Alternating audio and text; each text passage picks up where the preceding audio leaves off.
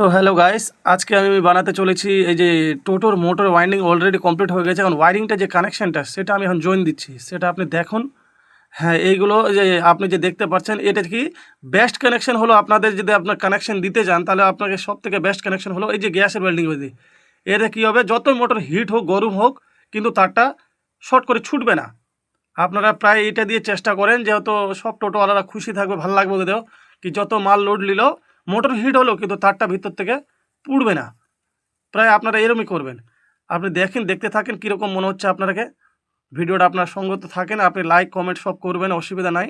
যা লাগবে আপনারা কমেন্ট করবেন, আমি সেই ভিডিওটা বানানোর চেষ্টা করব, অসুবিধা থাকবে না আপনার। আপনারা দেখেন, আমরা সব ভিডিও আপনার জন্য আনানোর চেষ্টা করব, অসুবিধা নাই। আপনারা দেখতে থাকেন আমাদের ভিডিও, লাইক দেন, কমেন্ট দেন, সব করেন, অসুবিধা নাই। এই যে আমি যেটা তার জন্য দিচ্ছি সেটা কি বিশেষ করে লোড থাকলে অসুবিধা হয় না।